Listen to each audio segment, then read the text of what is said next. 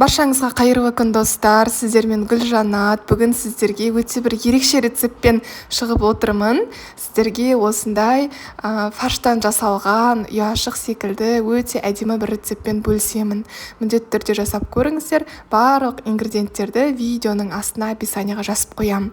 Бізге қажет ингредиенттер бұл тартылған ет, су, сұйық май, жұмыртқа, пияз және де панировочный сухарь қажет, дәміне қарай тұз, бұрыш қажет. Ең алдымен осы тартылған еттің үстіне пиязды саламыз. Пиязды ұсақтап турап алдым. Оның үстіне панировочный сухарь саламыз. Және де оның үстіне дәміне қарай қара бұрыш салдым.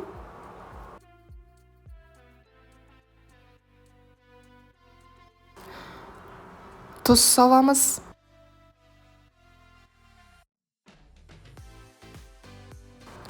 Бір жұмыртқа саламыз. Барлығын жақсылап араластырып аламыз.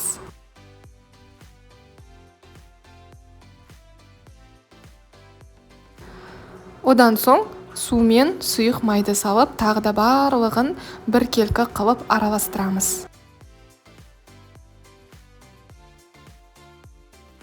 Осы еттерді бөліп, шариктер жасаймыз. Өйткені бізге кесеге салуға ыңғайлы болуы керек. Осылай бір алақан көлемінде алып, шамамен 8-10 шариктер жасап шығамыз.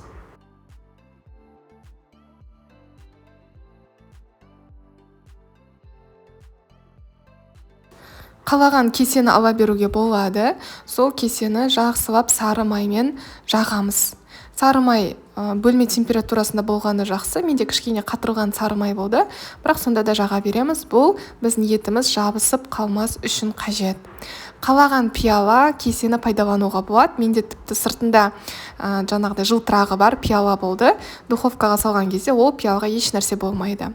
Енді осы әрбір жаңағы тартылған етті алып, пиялаға әдемі қылып осылай орналастырамыз. Қатты жұқа қылмаңыздар. Пияланың көлемімен бірдей қылып жасап шығамыз.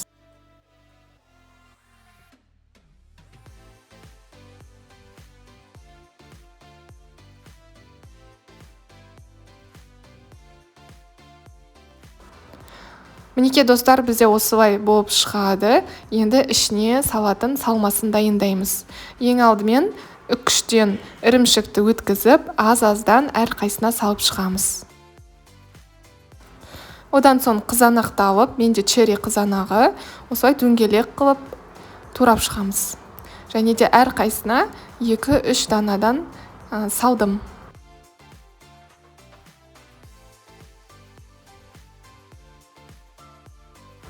Келесі кезекте сұйық салма. Ол үшін ыдысқа ұсақтап туралған ас көкті саламыз. Оның үстіне сүт құямыз. Менде салқын сүт, және де үстіне 4 жұмыртқа саламыз. Соңында дәміне қарай тұз саламыз. Барлығын жақсылап араластырамыз. Және де осы салманы әр қайсына жаңа пиялаға жететіндей қылып барлығына құйып шығамыз. Барлығына жететінде осылай құйып шығыңыздар. Бұл салма өзі піседі, және де піскен кезде сырмен бірге балқып, өте әдемі болып шығады. Пешті алдын ала қыздырып қойдым. 180 градуста шамамен 40 минуттай пісіріп аламыз. Өте тез піседі, және де иісі де, дәмі де өте керемет болып шығады. 180 градуста пісіреміз. Мінеке достар, піскен кезде осындай болып шықты. Пиялаға біздің тартылған ет мүлдем жабыспайды, өйткені сары маймен жақсылап жақтық. Керемет әдемі, қонақтарға да ұсынсаңыздар да ерекше болып шығады. Астарыңыз дәмді болсын. Міндетті түрде жасап көріңіздер. Дәмі сіздерге ұнайды деген ойдамын. Егер видеоны соңына дейін қараған болсаңыздар, рецепт ұнаған болса, міндетті түрде лайк басып, комментарий жазып кетіңіздер. Және де менен тағы да қандай рецепттер күтесіздер, жазып кете салыңыздар. Мінеке ортасында сыры балқып, осылай әдемі болып шығады. Астарыңыз дәмді болсын. Келесі кездескенше.